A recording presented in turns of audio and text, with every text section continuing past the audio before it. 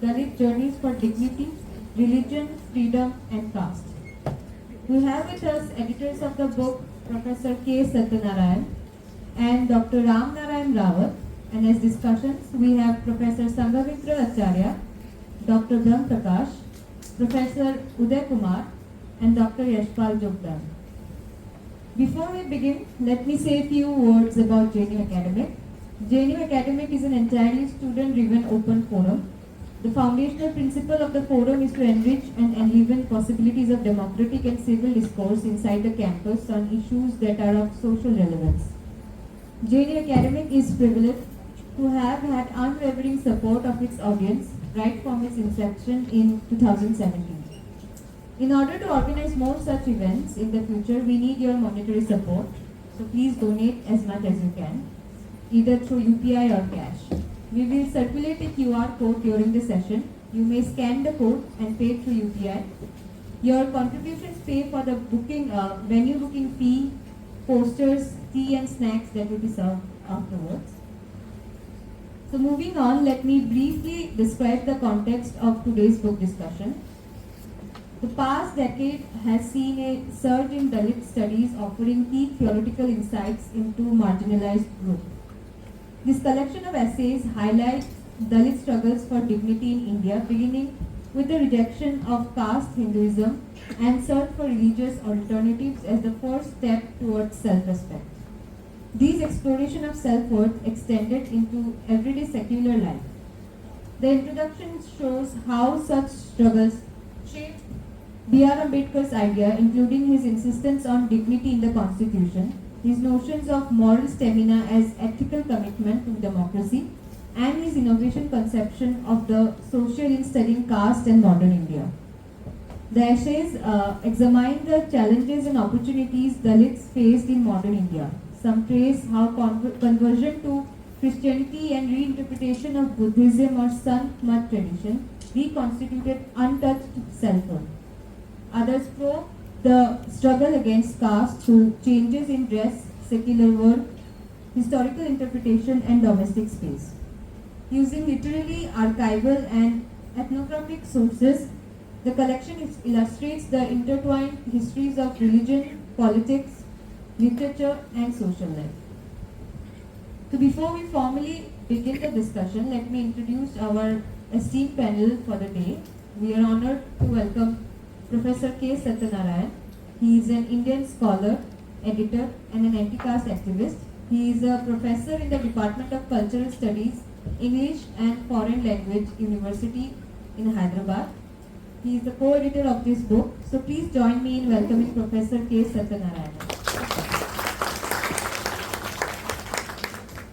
We are honored to have Professor Ramnarayan Rawat. He is an associate professor of history at the University of Delaware and a historian of the Indian subcontinent.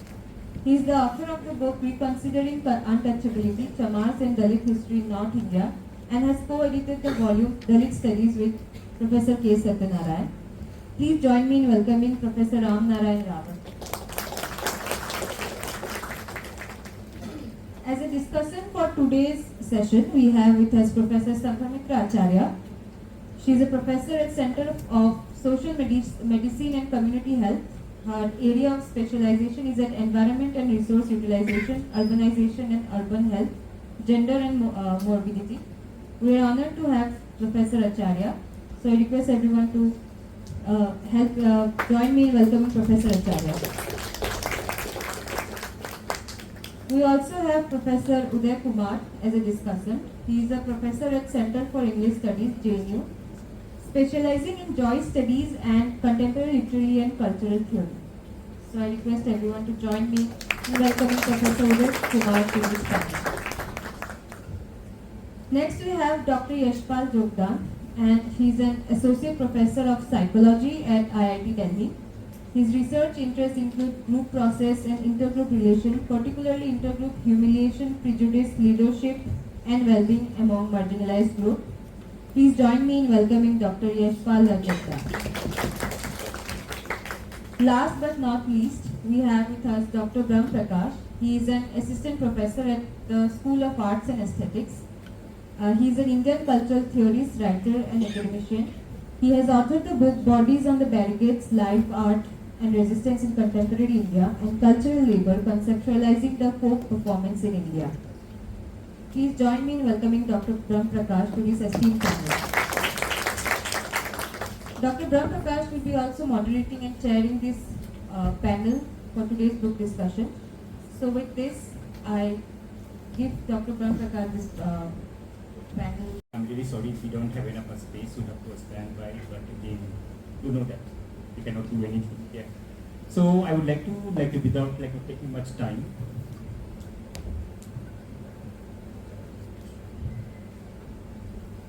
So without taking much time, I would like to invite Professor Satyanarayana, who is going to introduce the book and introduce the discussion.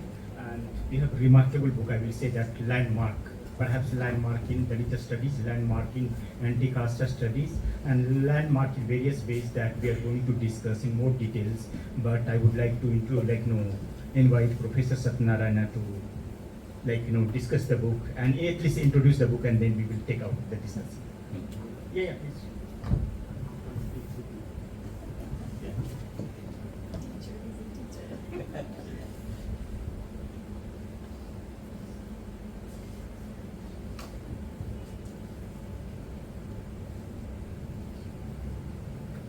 So let me start.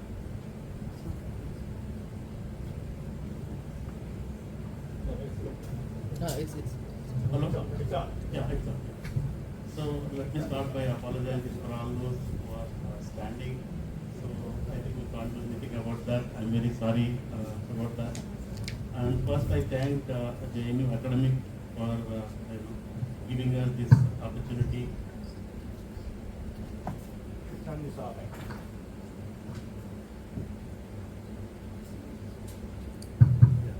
So JNU Academic for this opportunity for organizing this event, and I know as a faculty in an Indian university how difficult it is to organize a small event in terms of the kind of permissions that you have to get and the kind of pressures from other kinds of groups and so on. It is a very difficult, challenging task, and the JNU Academic is doing it, and we are grateful to them for taking up this challenge and organizing this. I also thank Professor Brahma Prakash, Professor Kumar, Professor Sanghamitra, Acharya, Professor Yasphal Jogdand, and also my co-editor and friend, Professor Ram, for being part of this event. And also I thank all the students and friends despite their various academic activities, busy schedule, you all came, and I am very happy to see all of you. And thank you before I start saying something about the project. So I want to broadly lay out what is the background for the production of these kind of volumes. Then I think later the panelists. In fact, I am here to more to listen to the panelists than to say anything substantial. So I'm not going to say anything substantial except some broadly introductory kind of comments. So Dalit Studies 2, which is titled Dalit Journeys for Dignity, is part of a series. So that's an important point. It's a part of a series called Dalit Studies series. We had one Dalit Studies 1 which was published in 2016. Now it is the second kind of volume. It's an attempt to, I would say, intervene in alternative kind of knowledge production, and it's a from a Dalit perspective. So the idea was to bring together younger scholars, marginalized scholars from marginalized background, scholars from Dalit background. It's explicitly clear in terms of our own kind of objective. So this was something that a need I felt like my other kind of fellow editor in the 1990s, when I found most of the marginalized background, scholars from marginalized background, they're finding it very difficult to publish. So the mainstream publishers, they are not accepting these kinds of projects, partly because they are new, these are challenging, these are not the same old nationalist kind of projects, and the material is different. So there are many kinds of difficulties. I have several names in my mind, but I would not mention, but they are really facing these difficulties. And in fact, they are also facing this difficulty, I would say, of all these people are not visible academically or even publicly. They are not visible despite the best of the kind of writing that they are doing in the vernacular and in the national sphere. and also a lot of them are also silenced because of this kind of a work and also. So that was the time when we were thinking in terms of how to make these voices visible, these faces visible, this work visible in the public kind of domain. It was also the time of the 1990s where I think if you want the one phrase that captures that moment was the rise of the Dalit and the renewed debate on caste. This is a kind of a phrase that Rajni Kothari uses. In fact, he aptly captures that what he calls the rise of Dalit politics of caste. So till that time, it was broadly sociological understanding of stratification, social structure, and always we have this vision of a ladder like a structure we can see, and so on. So from there, this shift was very, very important, very clear, and as a student, as a kind of young teacher, I was part of those kinds of discussions. So that is where I think I would say the beginnings of what is called the field of Dalit studies and also the field of Dalit perspective. So Dalit studies volume 1, in fact, explicitly, unlike other kind of notifications for a conference, clearly kind of mentions that not the scholars from the organic Dalit background, if they should apply, they should come to this conference, they should present their work and so on. You really have that kind of a language in the notice. That is how I applied, and several other people have applied, and we went to that conference and so on. If you want to look back to what were those concerns in that volume, I think it was, I think, primarily a critique of the disciplines. We were so unhappy with the sociology, the kind of sociology that that was practiced at that time. So you can find those references in the introduction to Yaman Srinivas and other kinds of scholars, the kind of work that they're doing. And of course, we were extremely critical of history writing, particularly more angry with the alternative subaltern studies kind of history, because I think they found a space for what I call the armed rebel, but not the convert. The convert is not a rebel, so it's very reformist kind of a person, changing religions and so on. And there are many other figures within the Dalit field who are not seen visible, not seen as kind of possible candidates for writing history and so on. So we are also critical of those kinds of modes of writing. Of course, the literary studies, again, the scavenger figure, the Gandhian scavenger, is the center of Indian literature, I would say, at that kind of point of time. So broadly, a critique of these existing disciplines of knowledge production was one kind of focus, and we have several articles in the volume 1 of those kinds. Then I would say broadly it's a recovery project in terms of recovering Dalit voices, Dalit subjects. So that was the focus of the first volume. And also what was the kind of material? Because obviously when it comes to Dalit histories, Dalit cultural narratives, you don't have too many kind of sources. So you have to go back to the same archives that the others are looking at. So we have gone back to, many of the others have gone back to colonial archives, particularly Christian missionary archives. So the Christian missionary archives are not seen as a kind of a possible, valuable kind of material to write histories, because those are also anti-national in some sense. So I think those are the kinds of material that actually scholars have relooked at and tried to produce alternative kind of work.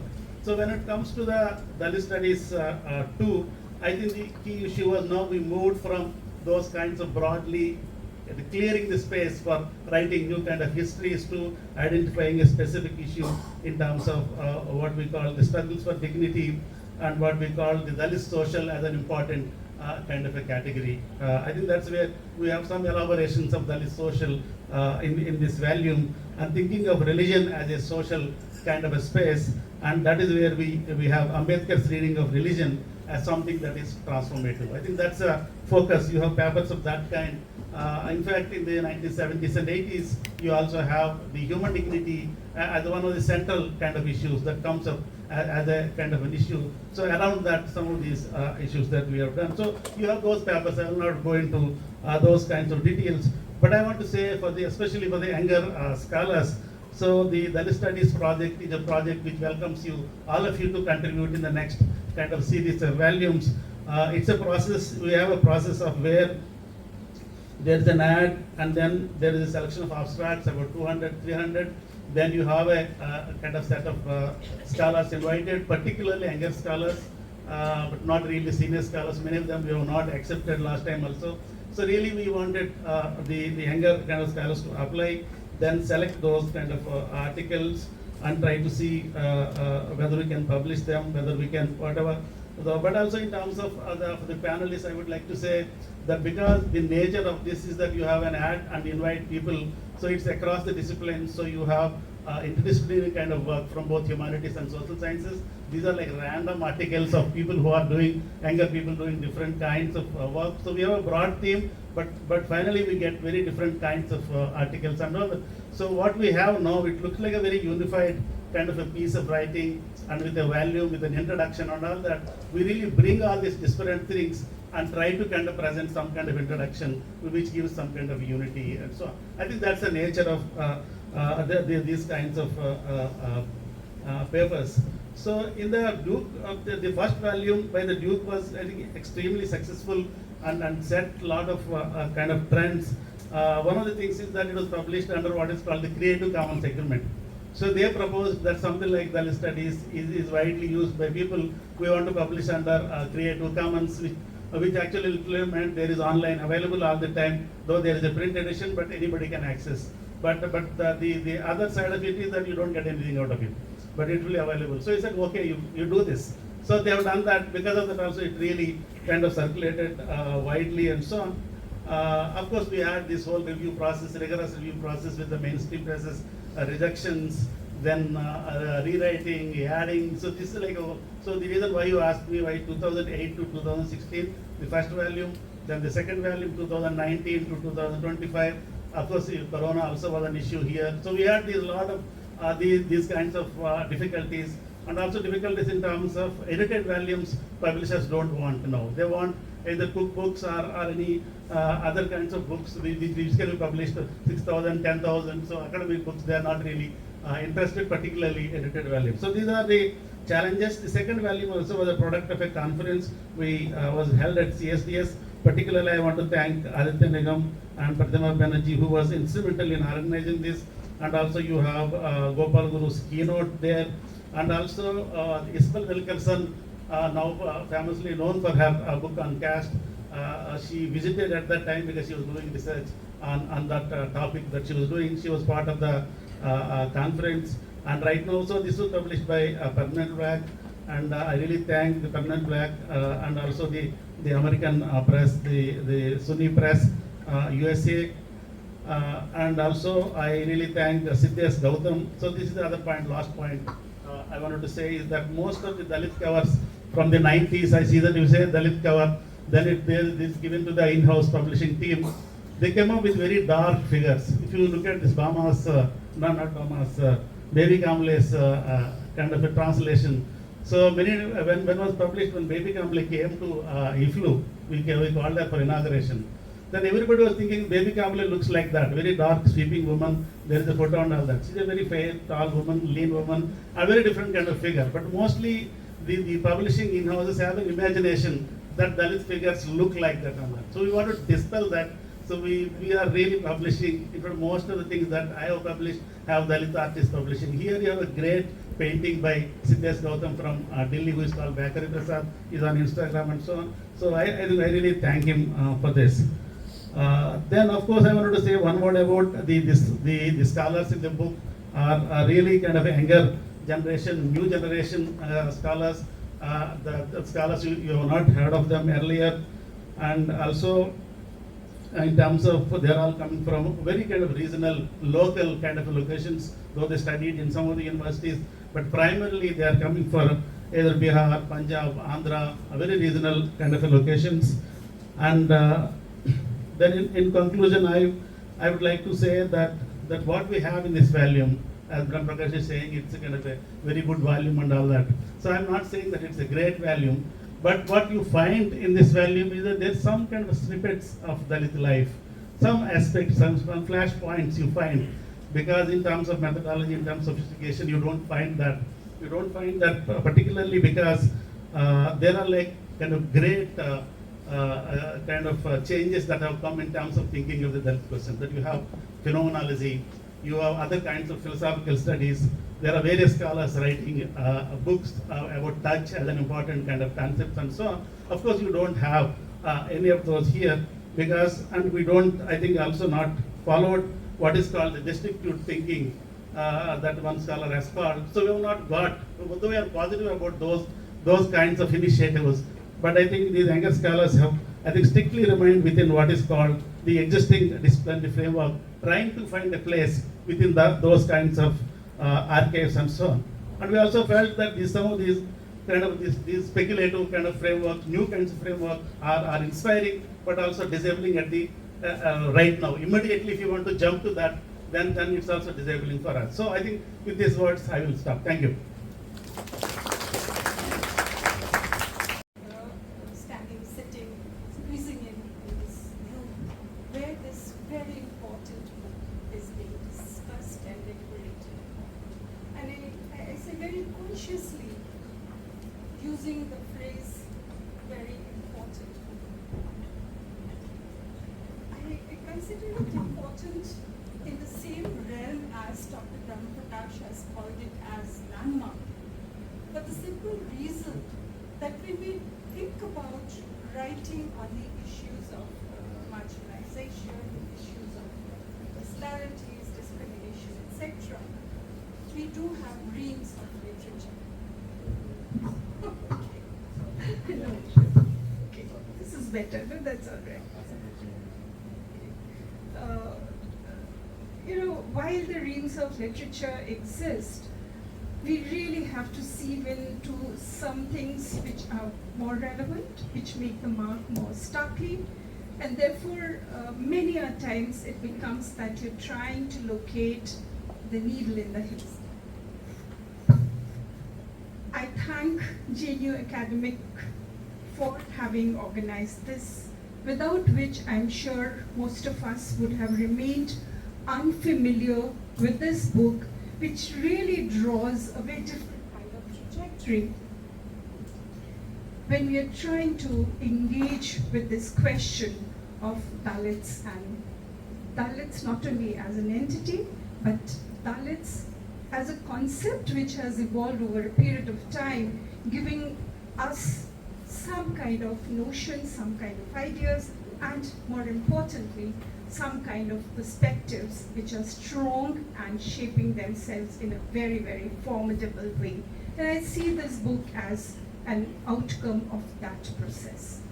And that's precisely why I want to say almost all genres in literature, in theater, in films, civil society activism, academics of course, media we can't leave behind. They've all made attempts to strengthen this discourse on deliberating the issues which pertain to Dalits in general, and getting more specific in terms of the issues of marginalization, discrimination, exclusion, etc., really ignite the concerns more vociferously. Like I said, only some of us can manage to do that. Just to perhaps hold on for us in terms of an example, and I'm quite tempted to do that, Neeraj Gewan, fairly much in the news these days because of his very, very important, again, film which kind of talks about homebound, if I recall the name correctly. Till he has made that film which talks about the Dalit lives who are eking out their livelihoods, if I may use that phrase, by the rituals of burials and cremation. Not many of us were kind of interested in knowing about them, but there's something which happens through that genre which kind of attracts us towards us.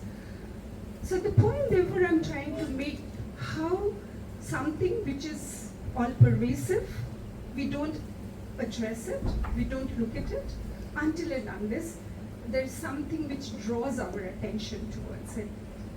Kantapura, the Raja Rao narrative, is talking about a very, very parallel kind of a story about Dalit lives.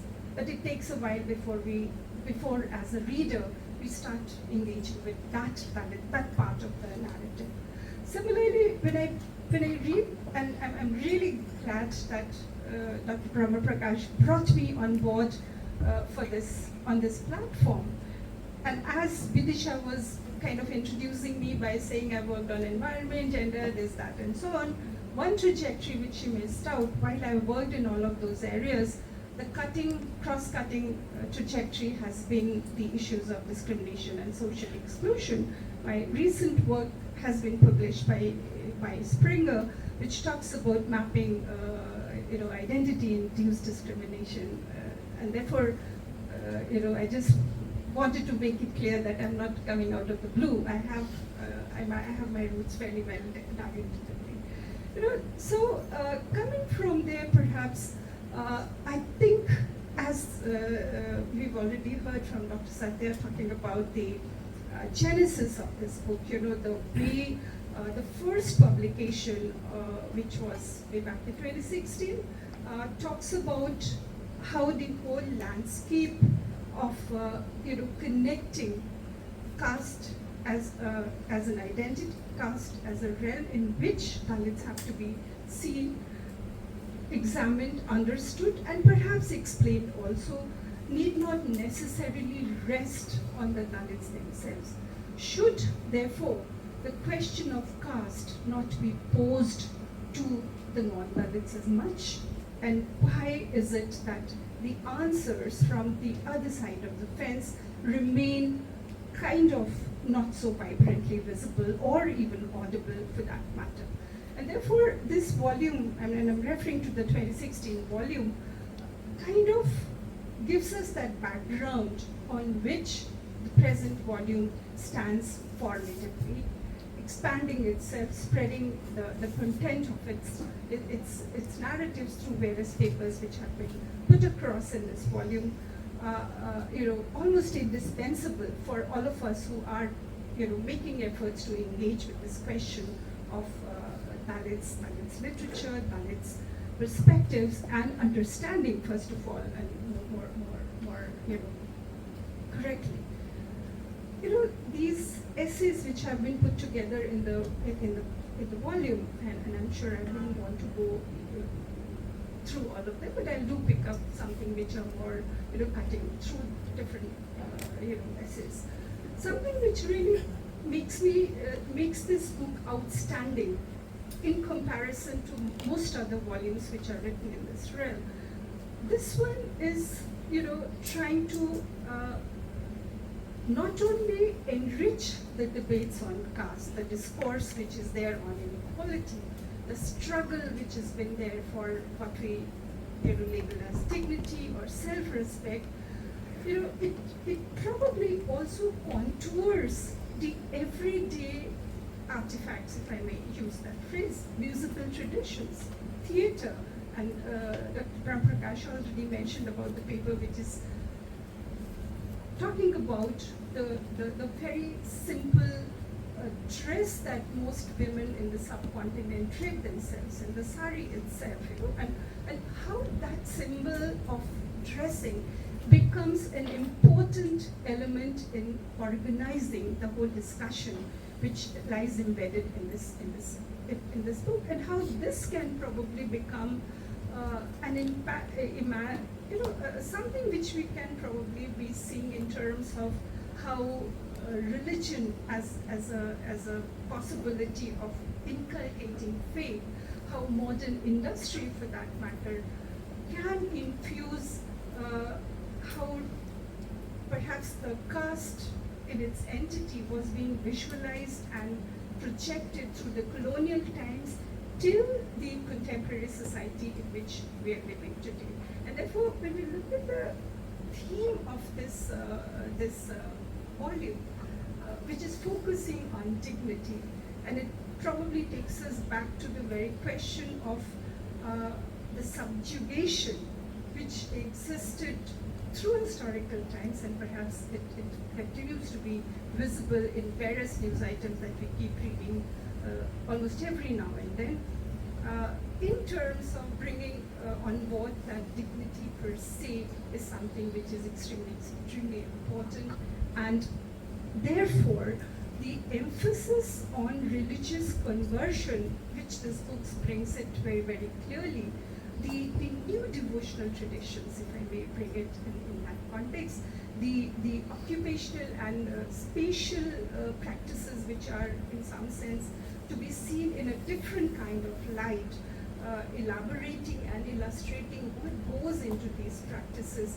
also gives a very distinct direction to the emerging nuances in the present discourse on the Dalits. And I think that is one reason why I would agree with Dr. Brahma Prakash when he says that this is a landmark book in disparate discourse, which we have kind of moved through in terms of deliberating on this issue.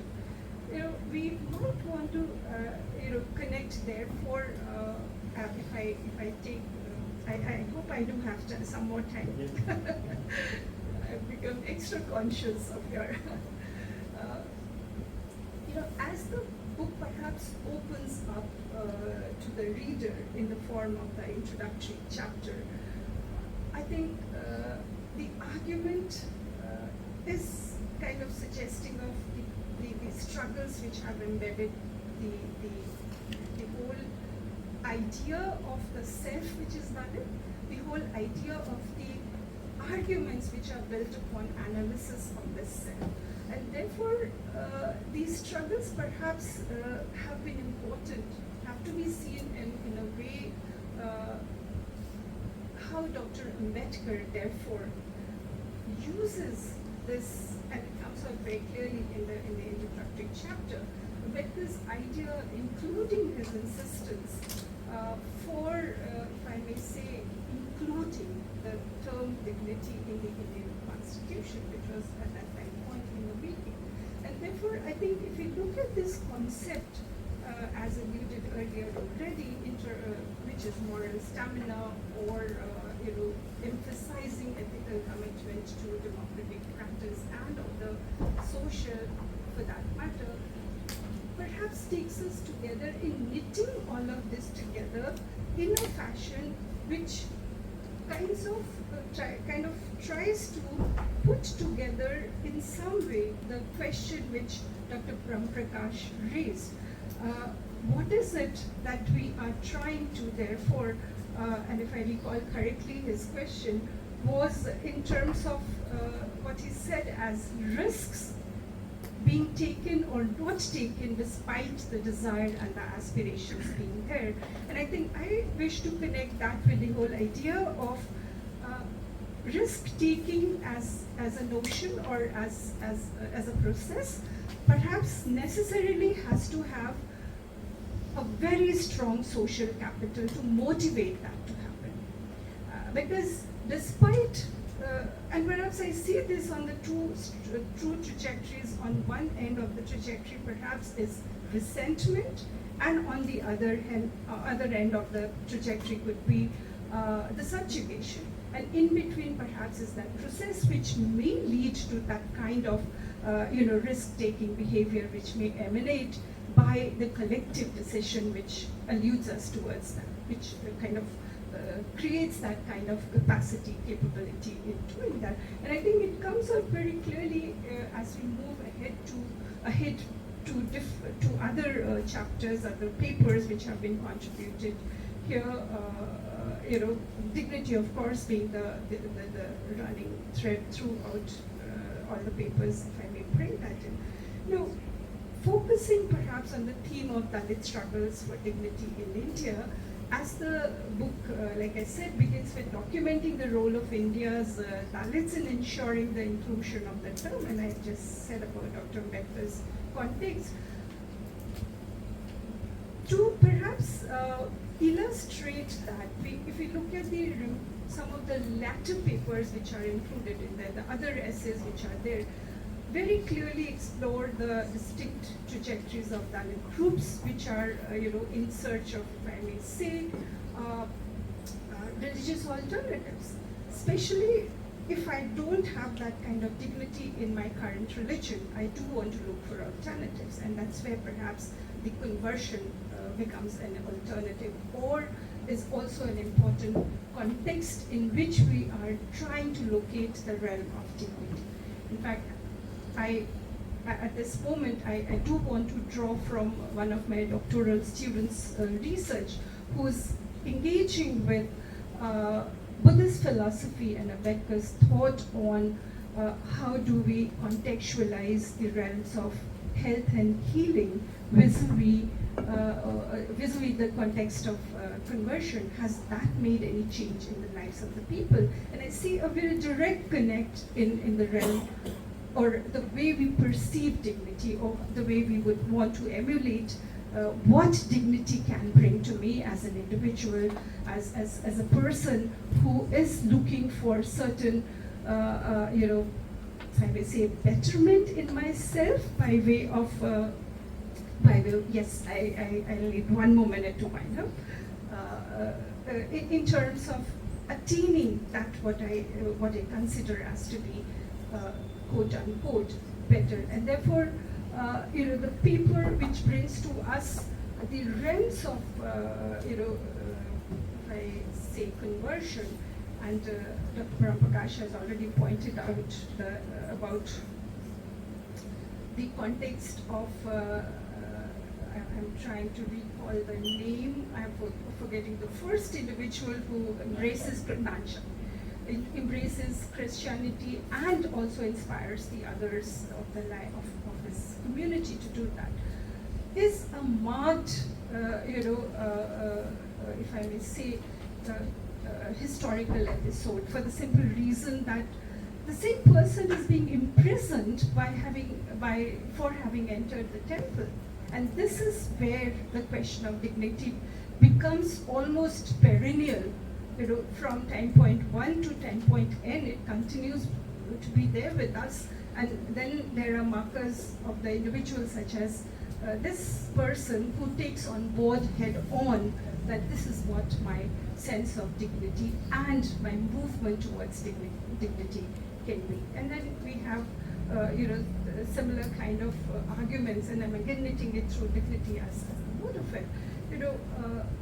Most of them are not only examining, but they're also challenging the conventional idea of what the dignity for Dalits could be, and the redefinition or redefining of that dignity, which me as an individual who aspires to be aspire to live in dignity, would want to take on for oneself.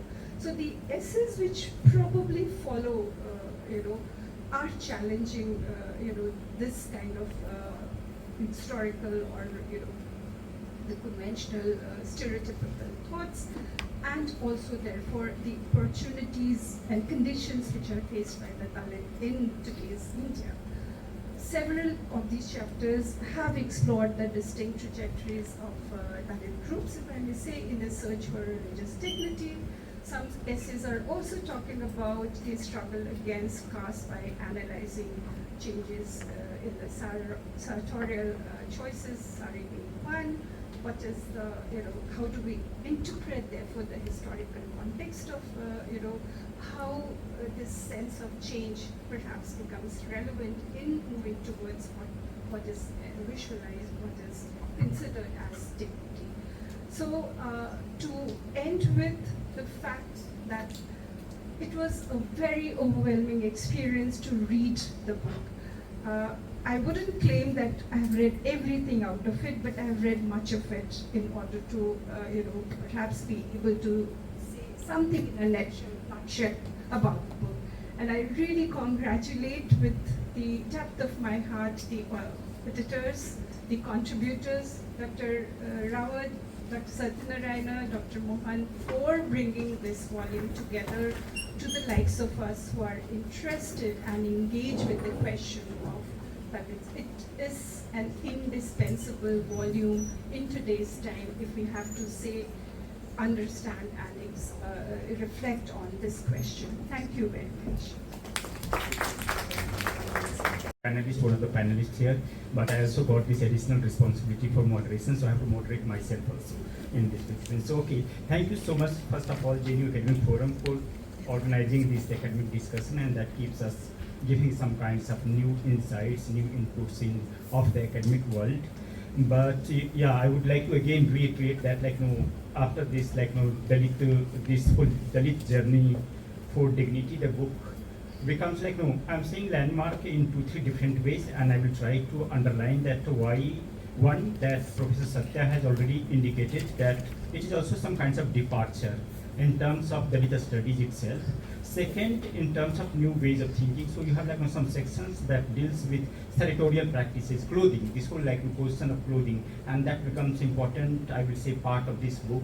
And so some of those like either the objects or appearance that we take for granted, and generally we don't pay so much attention to, that also comes in a quite interesting way in this volume. So when I'm saying some kinds of departure or some kinds of landmark, then also in terms of approaches, it provides you some new kinds of approaches to revisit some of those subjects, revisit some of those fields of interaction, and that is the way it is departure. And again, to reiterate my point, it's a landmark.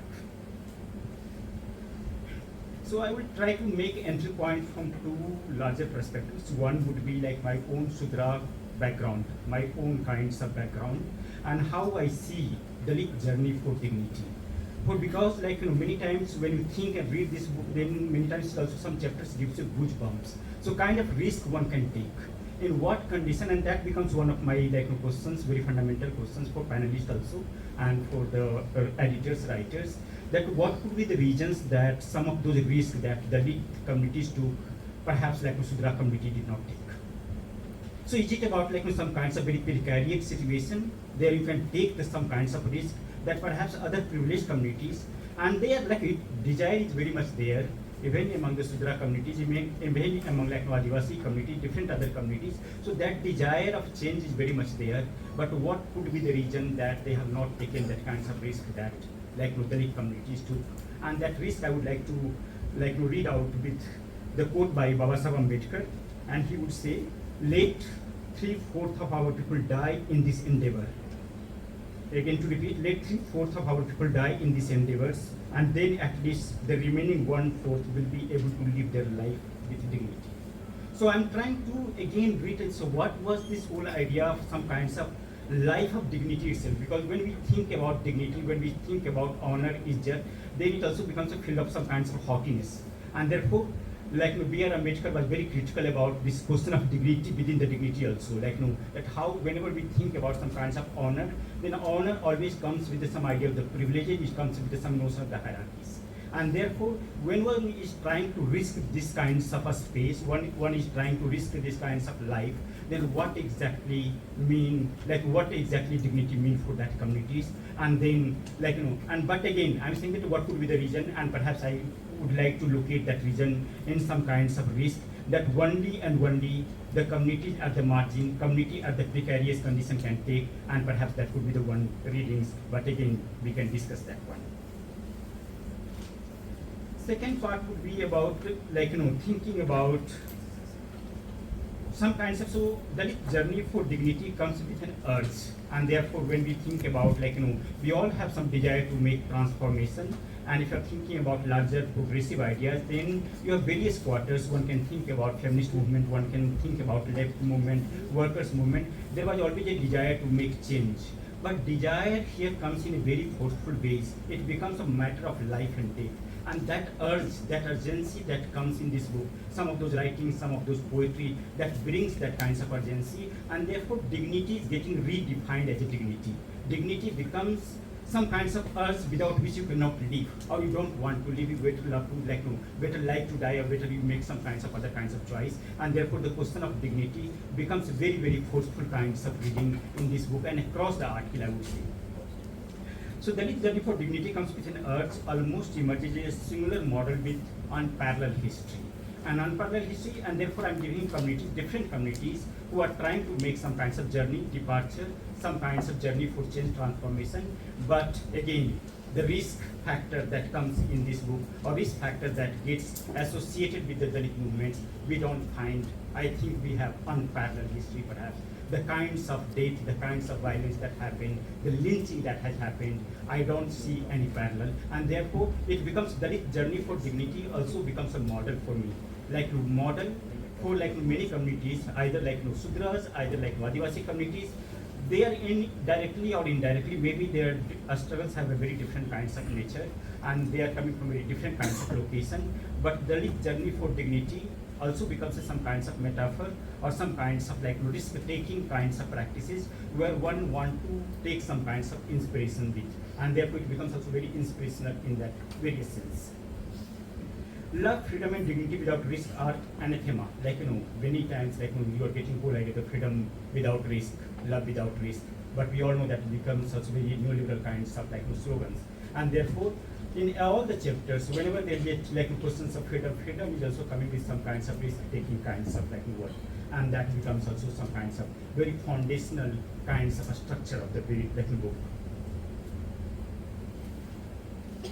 Another the question that really surprises me, and also like how we are going to think about this moral stamina, because either you are thinking about feminist discourses, either you are thinking about different other kinds of discourses, then there has been a very fundamental problem with the question of moral itself. How you are going to think about this moral, because moral becomes some kinds of, I would say, quote unquote bad term in a very contemporary kinds of discourse. So how, but again, if you have like a whole Dalit studies coming with a volume that is bringing some kinds of moral stamina as an analytical category.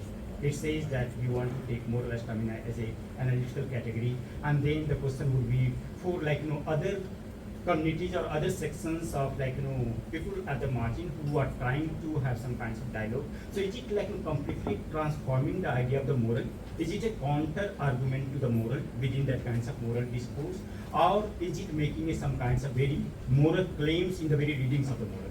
So again, that is the question, broader questions that perhaps we can think about when we come to the question answer sessions. And therefore introduction is very, very powerful, and there you get this whole moral stamina as an analytical category to work and to bring some kinds of activism with some kinds of moral standing. So one would also like to ask, why not moral standing? Why want moral stamina? So what moral stamina is doing that moral standing cannot do? And therefore in moral stamina you get some kinds of very activism kinds of paradigm where you are going to sustain the struggle. So it becomes also some kinds of, it is not about you are participating in one event and the goal is done. It is also about moral stamina gives you some kinds of reading where your struggle is going to be more sustainable. It is going to be more maybe slow, but it's more enriching in that way, and therefore that can be one interpretation of reading about moral stamina. And but again, larger questions about moral stamina and how we are going to be within this moral paradigm, and that becomes really a kinds of interesting questions for me. So it captures the introduction captures the complex and some of the most inspiring journey in Indian history, and so I will go to some of the chapters, and I think because we don't have so much time to go into the details of various chapters, but again some of the interesting chapters that really, because I have my own limited expertise, and therefore I have read some other chapters, but again perhaps I could not elaborate in that manner. So I will go to the chapters that I really like, and then we can discuss that part. So first of all, moral stamina emerges as a very core grounding principle in this book. To quote from the introduction, and I would like to quote, moral stamina is thus a useful analytical category on account of its focus on the critical role in the constitution of Dalit life, as well as a critical method to transform the social. So it is coming with some kinds of dialogue. Here you have some kinds of analytical category that is trying to create a dialogue with the constitution of Dalit life, as well as some kinds of critical method that is going to make intervention in larger discourses. It accentuates the relationship between self-respect and activism. And that I think again, because many times either you are thinking about many studies that is becoming, there is also some kinds of disdain or disdainful attitude towards activism. But here is an attempt to very, very much bring some kinds of analytical category that is going to carry the activism in a very centralized way or in a very foregrounded ways. One wanted to ask why moral stamina and not moral stand and many other kinds of moral category. That becomes the questions for me, and that I will put for the panel.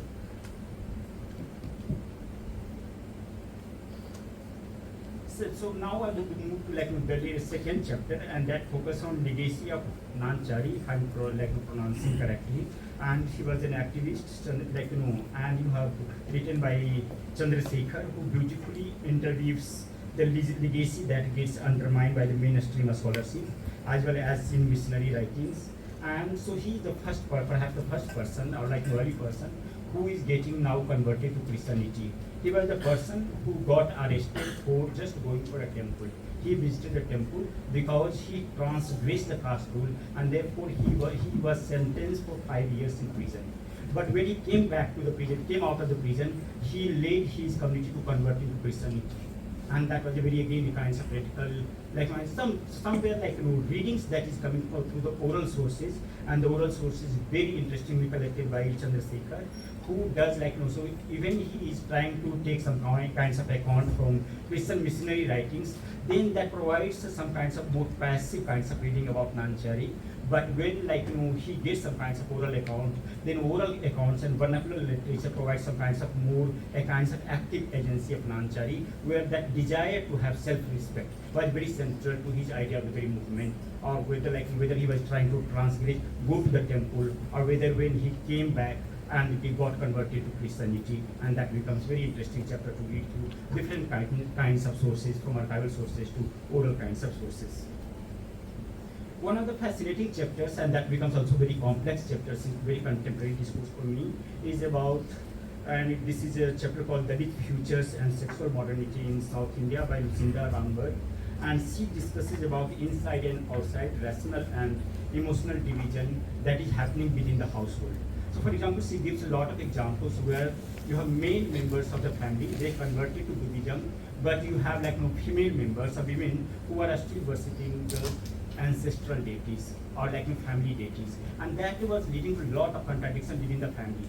So within the family you have very be rational, be modern, and that was largely will be the dialogue by the male. But women are still adhering to some kinds of practices that can be many times can be called or can be defined as within Hinduism.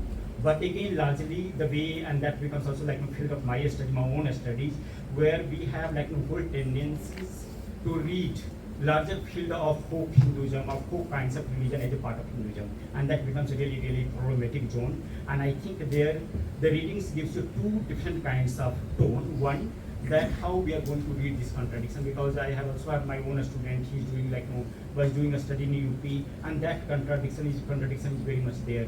That you have made members who are continuously saying that be rational, throw these gods out, but again women are trying to bring those back back. So is it about just also how we are going to read this contradiction? One would say, or one would imagine that maybe this is happening, maybe it will take some 5 years, 10 years, and these women are also going to be part of larger Buddhism, or they are going to be follow Buddhism. But is it also happening against some kinds of rationalization, where you are trying to make some kinds of forceful rationalization that throw these gods out? No, it's not about just throwing these gods out, but making the gods more human perhaps. So within that moral ethical discourses that many times we get from very male kinds of imagination, you have more human, familial kinds of, some kinds of dialogue that is happening within the household, and that again gives you a complexity that what way it is going to unfold, and what would be kind of possible ways of thinking about either conversion or reading about some kinds of social transformation, or is there a possibility to reconcile?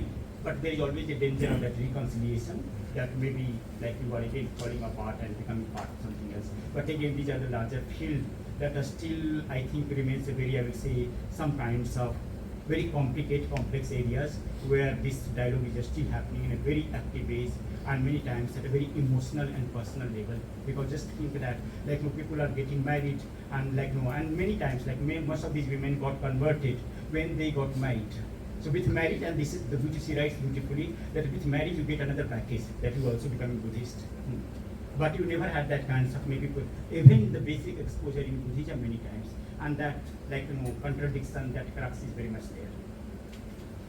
And then we have very fascinating chapters by Anupama, and I think she did PhD only here, but again to bring back, she is now trying to think through jewelry, through clothing, this whole idea of the clothing, that how you're going.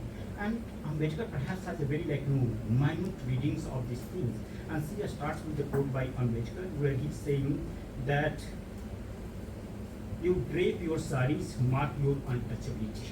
The way you drape your saris mark your untouchability. So how you're going to drape in other way? Either you drape like upper caste, or you become something else.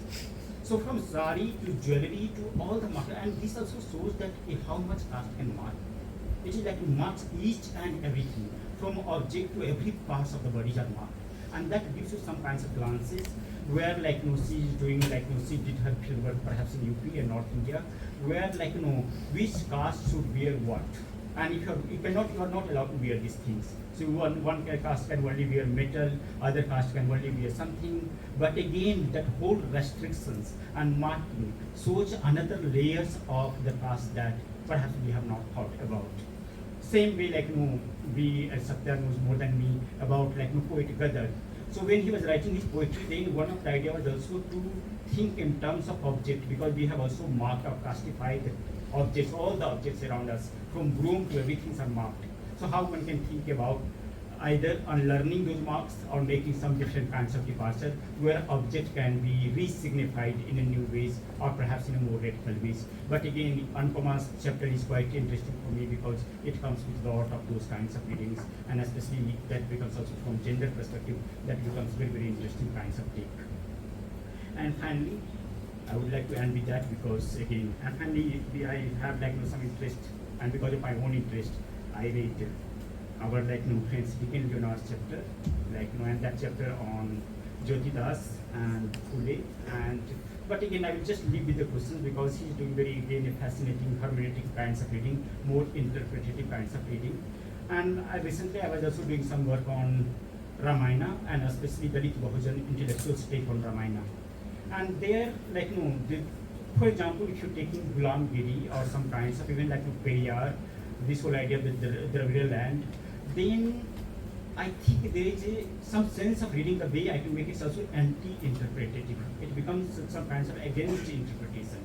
So it generates very interesting kinds of a speech act, but it goes in against interpretation. And I'm saying on that basis that you have a lot of writings, and I was going through some archives, and then you have a lot of writings on Ramayana where there is a whole attempt to reject Ramayana. So attempt is not to interpret Ramayana. You just trying the attempt is to whatever base you want, you just reject it. Get out of this text. So when one is trying to make that kind of argument, so is it possibly, and that is the way perhaps I would like to read some of the text by Phule and also some of the text by Periyar. So I think is there a possibility to also think these kinds of interpretation as a speech act. So thank you so much. And again, very congratulations. Extremely incisive, very insightful and provocative volume of essays. And thanks to, is it better? Yes.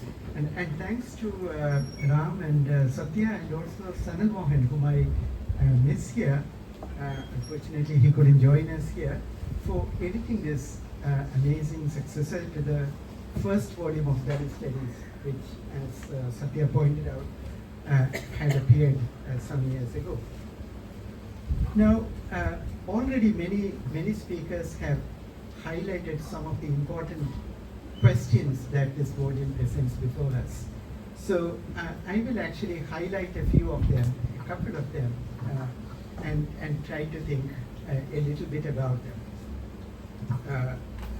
Brahm, can you just alert me a couple of minutes before the time runs out? This volume, as Satya pointed out and as is evident, takes dignity as the key word around which the inquiry is organized. Journeys for dignity, struggles for dignity. So dignity is the key word. And the introduction highlights this issue and meditates on the concept of dignity. And many of the papers in the volume keep returning to it. It's actually the constant reference point to which the studies actually return again and again. And we know that, and the introduction also alerts us about it, that dignity as a concept appeared in the, is it okay? Okay, yeah, I'll keep it close to yeah. Can you hear me now? Yeah. Is it better? Yeah. So dignity appears in the preamble of the Indian Constitution. Recently there has been some very important work, Akash Singh Rathod's book on the secret history of the Indian Constitution, Ambedkar's preamble, which speaks about how Ambedkar's drafting introduces the concept of dignity and the fraternity into the preamble of the Constitution. And we also know from that history that in Ambedkar's own drafting, it was accompanied by the phrase regardless of caste and creed. But equally important is the fact that Ambedkar speaks about it as the dignity of the individual. The category of the individual also seems to be very important in Ambedkar's formulation of the idea of dignity. Now, dignity is a difficult concept, and I do not know. I was thinking when I was reading the book, I was thinking, what would be the word we use in many Indian languages? Like in Malayalam, I can't think of a word which would translate the word dignity easily. We have words like manam, which actually means a kind of more lower threshold, of honor. Like the disruption of manam is a violation of one's honor. And ideas like izzat, I do not know if they map the word dignity clearly. So there is something to think about why we actually go to a word like dignity to articulate a set of political, ethical, philosophical issues in relation to Dalit studies now. And this is an important question, and I'll have a few comments to make about that later on. But what's also interesting is that the question of dignity is raised in the introduction in relation to what I may call a constellation of other concepts. Two of the most important of them, which is pointed out by Satya in his presentation now, are the Dalit social and moral stamina. Now we need to think about, we need to understand Dalit social and moral stamina, also to understand what exactly dignity is in this context. And these concepts are not also easy concepts, as already was pointed out by some of the speakers. Like stamina has something physical about it, corporeal about it. Now this is an important thing. It is related to ideas of resilience. And stamina is not really like a substantive content of a moral position that it indicates. It is rather the ability to hold on to that and to be resilient in the adherence to that position, which we call moral stamina. And similarly, the word moral fiber, another phrase which was important for Ambedkar. But again, it has something not really ideational, but corporeal, physical. This belongs to the language of energy, you could say. Energy, containment, living through something with energy. These ideas become important. Now, this constellation, in some sense, I felt that as a student of literature, I was interested by the epigraph chosen for the book, which is a poem by Kekuri Prasad, which Satya and Susie had included in the Steel Lips of Sprouting volume. It has a striking image in the English translation. I do not know about the Telugu original, but in the English translation there is this very striking line which says, "Someone raising his head for a fistful of self-respect."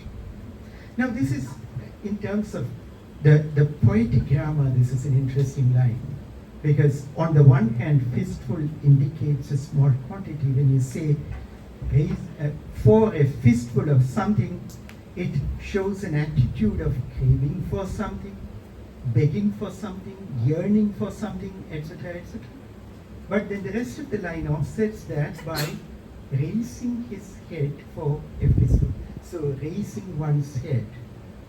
But the word raising and the word fistful come together to produce an image which is not syntactically authorized, that of raising a fist.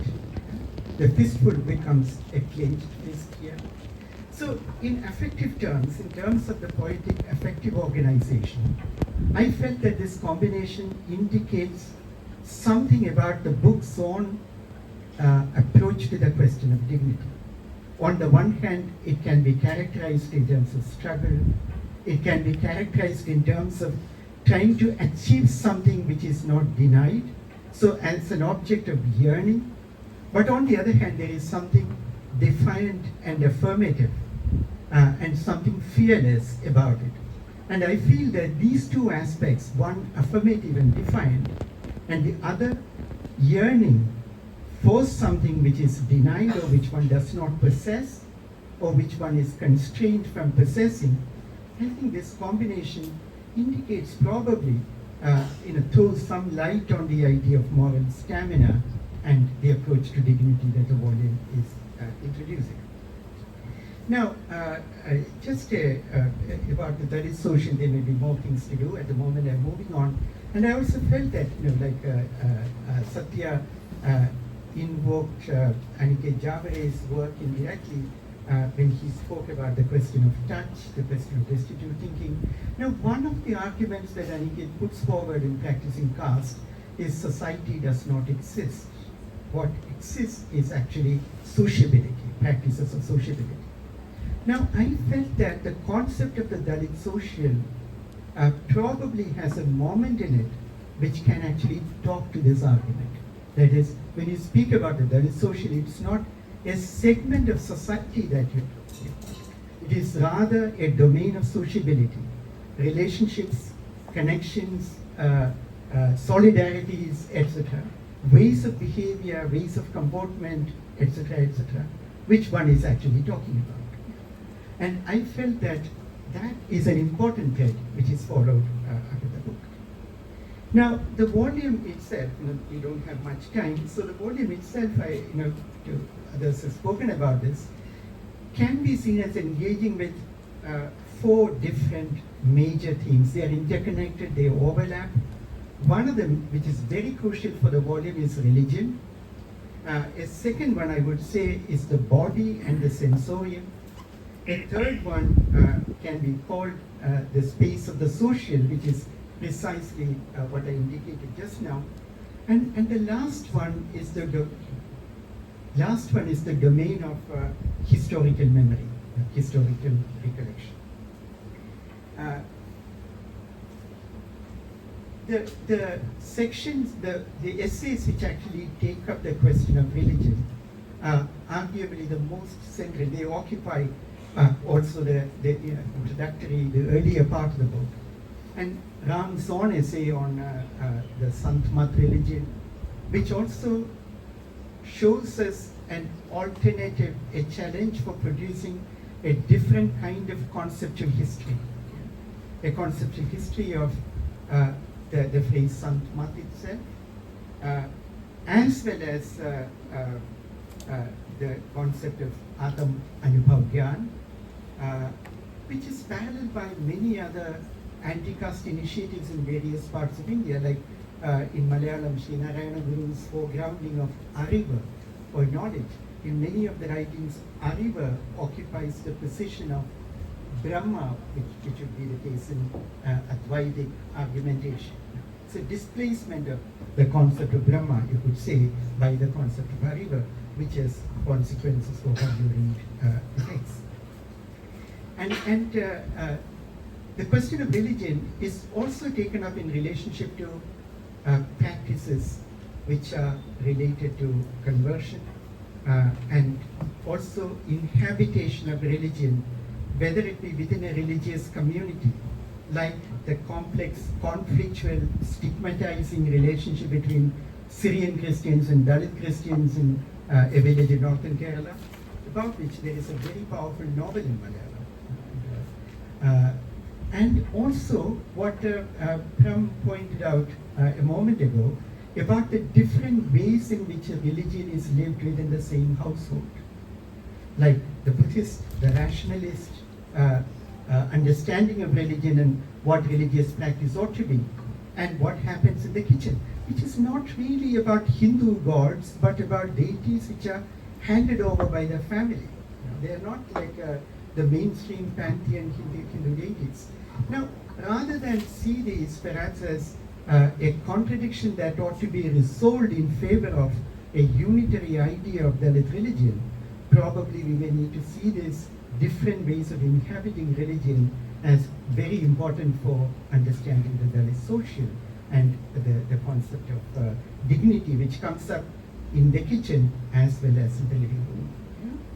Now, the third set of issues which comes up in relation to the body, there are two essays which actually take this up. They are in some sense complementary to each other, but they are also contrasting. One of them is about martyrdom and also about the visual culture, the counter-visual culture, and the oral culture. And the other is about, as was pointed out, about sartorial self-fashion. And there is a way in which we often think about clothes as markers of caste identity, which of course was important. But clothes can also be a kind of aspirational prosthetic device through which you expand the body, enlarge the body, empower the body. And there, clothes are not really a constraint which you try to overcome, but rather clothes are precisely a site of self-fashion.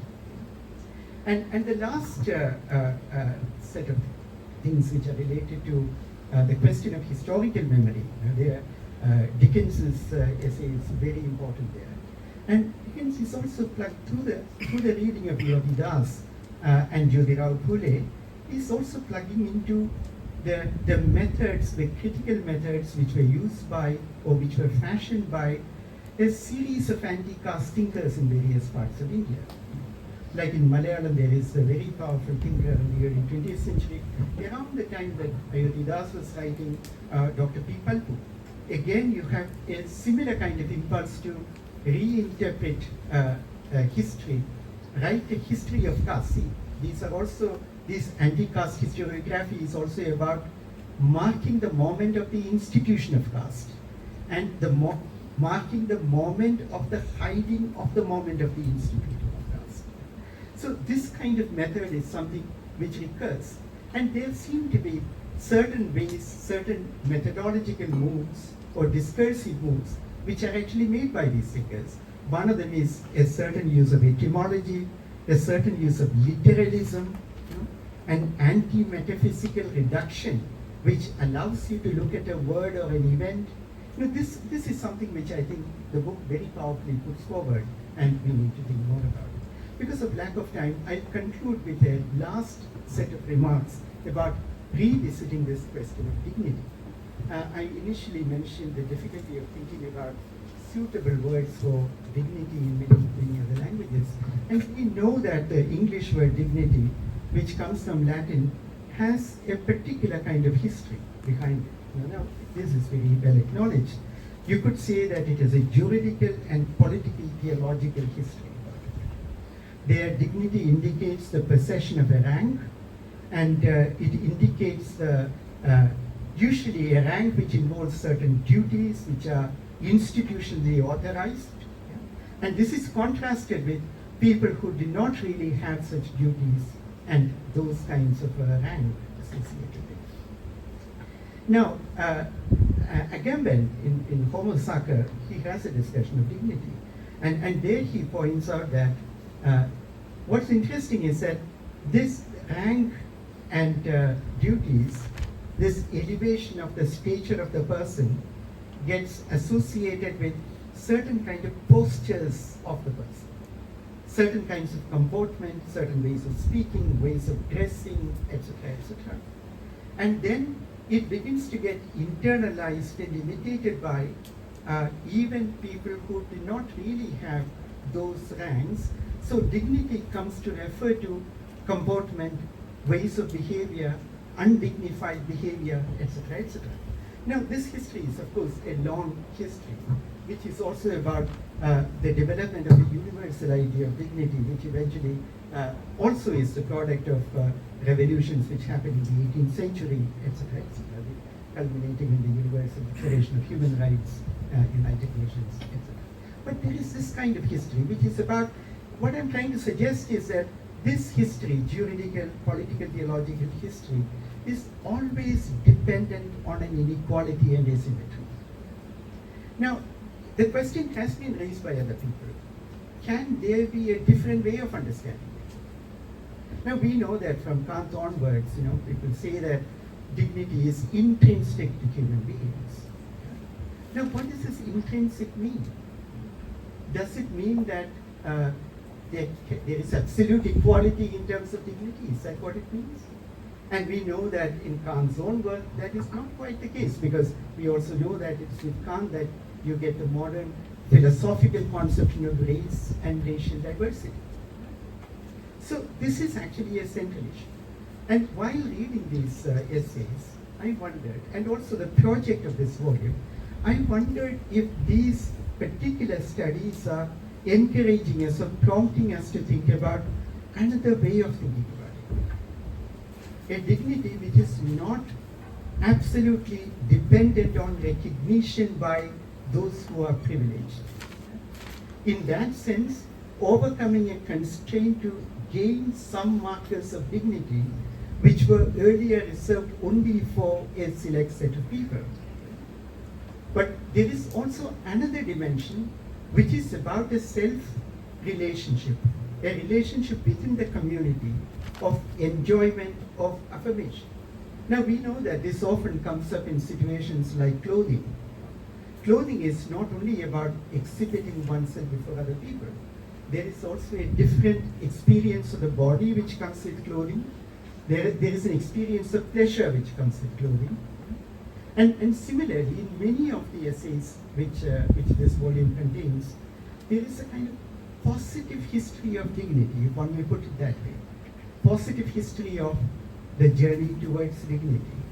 Not a story of a denial which is sought to be overcome, but the creation of practices, like the entire Sanskrit religion and its activation in the early 20th century, as well as many of the other things, like the counter-visuality argument. All these things are not dependent upon, now I would say not exclusively dependent upon, the question of recognition, the question of overcoming the border of constraint. And I feel that that line of thinking which Dalit studies opens up, probably it can only be raised, that can only be explored from locuses like Dalit studies and Dalit histories. That may have lessons for our understanding of dignity in general. It may not be a matter of the question of dignity for Dalit communities or Dalit individuals alone. There may be a dimension of that which should go into the very thinking of the idea of human dignity and universality. This is one of the powerful provocations, I think, that the book presents before us. Thank you. Me and providing me an opportunity to be part of such an esteemed panel. And this is not, I'm not just saying this for the sake of formality and consistency.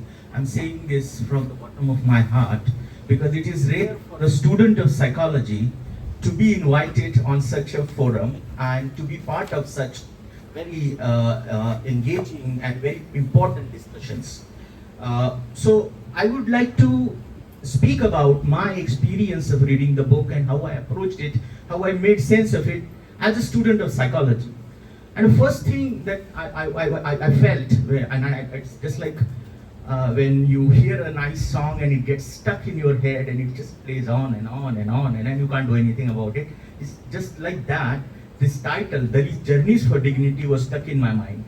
And it kept revolving. And I was reminded what Gopal Guru spoke when he visited IIT Delhi last time when he gave a keynote on shared moral universe of Dalits and Black.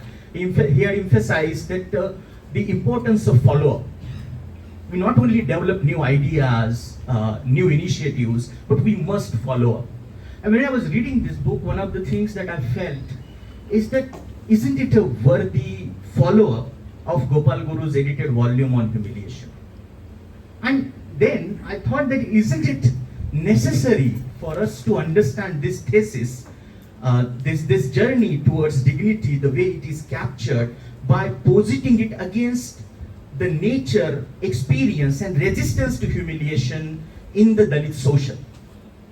And also overall, Gopal Guru's edited volume on humiliation was more about theorizing humiliation as an abstract, as a philosophical entity in terms of normative construct of self-respect, human rights and so on. But there is another sense of humiliation which I'm more familiar with as a student of psychology, and I want to bring that up in order to open up new interpretative ways to look into various facts that this book brings into your consideration, and also the way it creates a new path of engagement.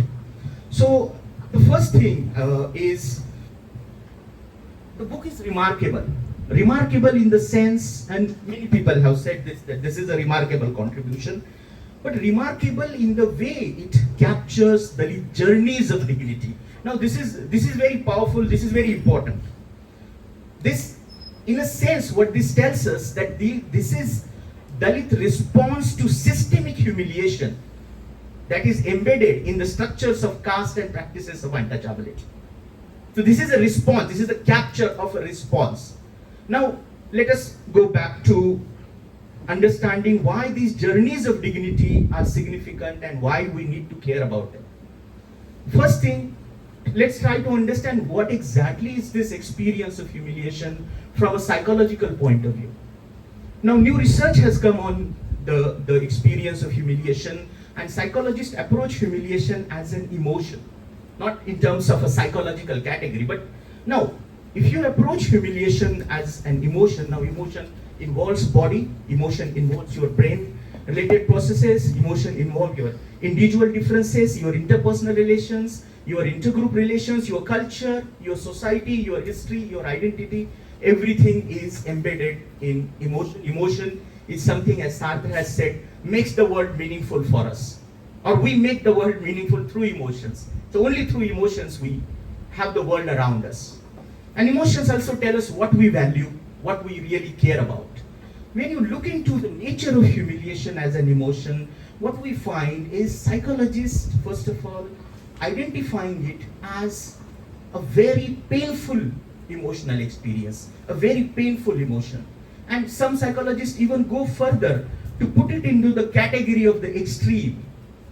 Extreme in comparison to what? Extreme in comparison to all other sets of painful self-conscious emotions such as shame, such as guilt. It is even higher than that, and there is, in fact, the neuropsychological evidence which tells us is that if you are experiencing shame, anger, happiness, vis-a-vis humiliation, your brain shows a lot more cortical activation. It means it is much more engaged. So what this tells us in terms of the various cortical activities in the brain, that the experience is so deeper and it's so, in a sense, painful that it, in a sense, it deeply involves your brain activity. Second, when you go into the experience of humiliation, psychologists also point out that it is one of the most aversive ones.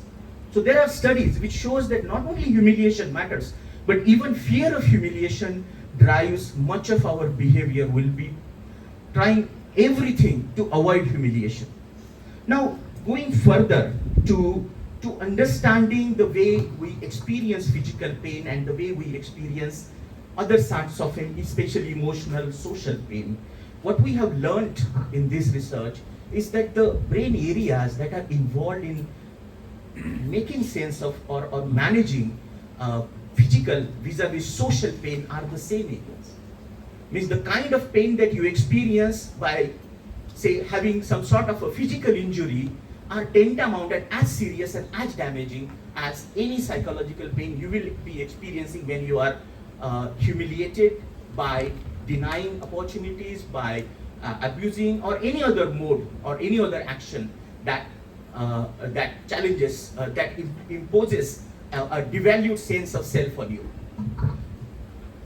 And this has perhaps led, this nature of humiliation as an emotion, this has led certain scholars as well as activists, especially Evelyn Lindner, who has done a lot of work on humiliation, to characterize humiliation as a nuclear bomb of emotions. Now, why this particular phrasing, nuclear bomb of emotions, matter? Because what you will find when you look into the responses to humiliation, that you will find that there are diametrically opposite responses that the scholars are talking about.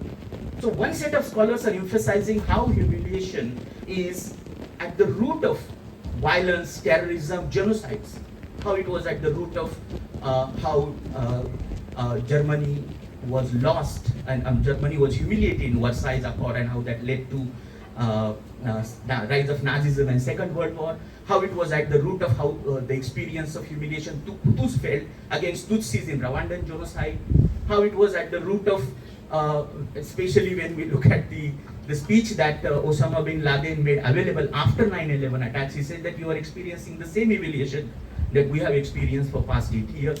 So we see humiliation as something that prompts violence, violent action, extreme reactions. But at the same time, humiliation is something that demobilizes, that makes you powerless, that psychologically harms you.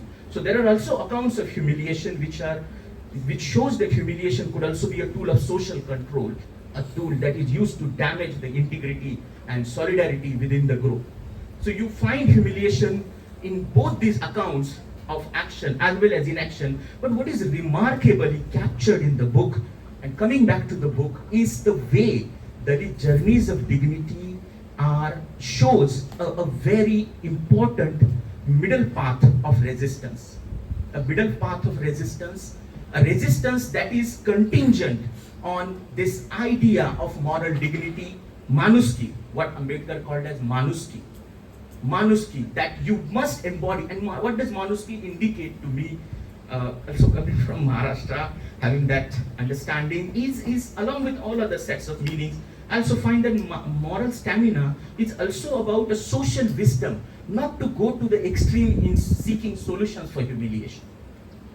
It's about the social wisdom. And the way the solutions are sought is again a broader theoretical questions, that whenever social groups are humiliated, facing problems of self-respect and dignity, what are the ways that are available to them in order to seek solutions? And theory says, especially social identity theory in social psychology, says that there are only 3 sets of solutions that are possible.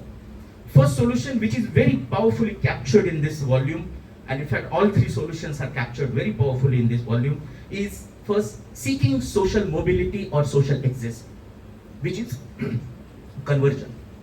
You exist, the system, the group system, which puts you at a lower pedestal, which humiliates you, which disadvantages you in number of ways. So you try to leave the group that is considered inferior by moving to another group which can guarantee some self-respect. Another, and this is very powerfully captured by Chandrasekhar's chapter on Agatha Nagachari, and I was reminded of Malcolm X's experience of transformation, a spiritual, social, and psychological transformation in prison, and very fascinating, very powerful chapter that tells us how social exit or social mobility can provide a way out of, can be a journey towards dignity. Second set of strategy that the theories talk about is social creativity. You change the meaning of who you are. You change you attempt to find a new basis for having a dignified self.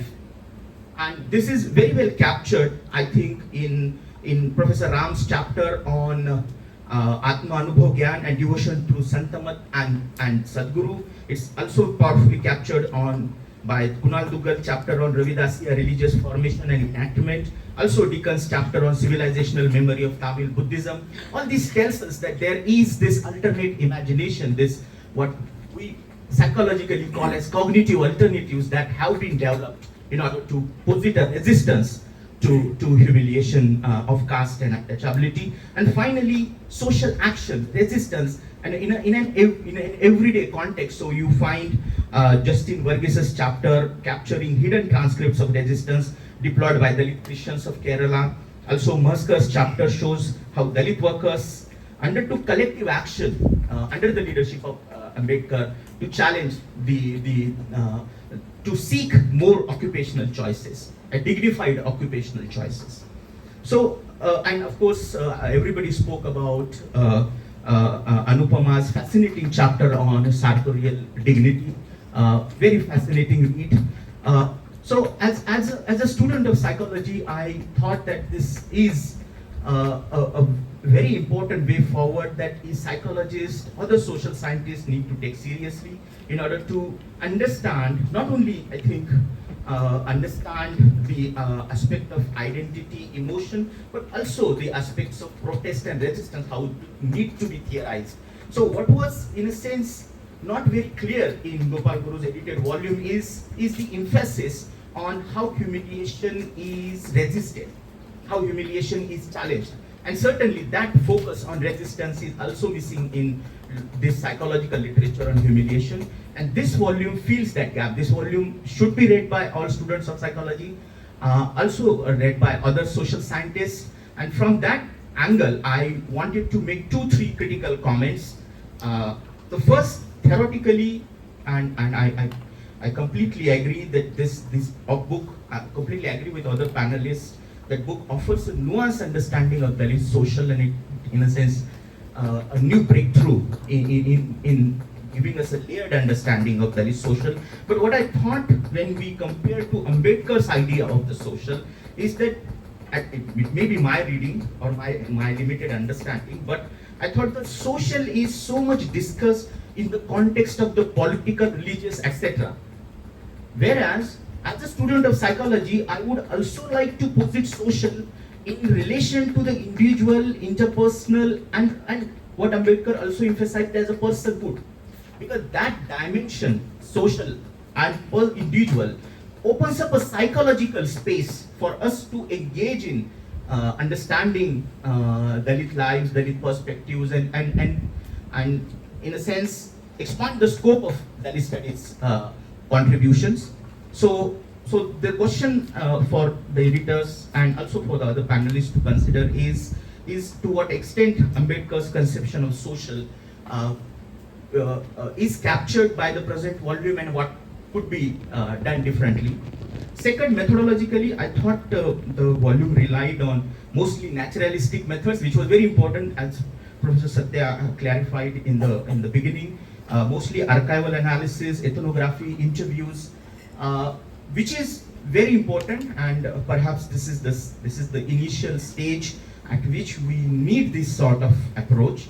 But moving forward, because my concern with this methodological approach, that it ties with a particular form of epistemology which only goes so far in making the impact in the real world, especially having that rhetorical power of data, to talk to the politicians, to talk to the civil society, to talk to the policy makers. So I think that emphasis and this consciousness comes through Masker's chapter, where you're saying that a lot of people say a lot of things based on very little data. We need more data, and I think that is where Dalit studies, as a collective endeavor, a collective scholarship, perhaps also need to incorporate. I'm not saying that is the right place to go, but along with naturalism, some of the positivist methods would go a long way in perhaps raising certain set of questions and answering certain set of questions.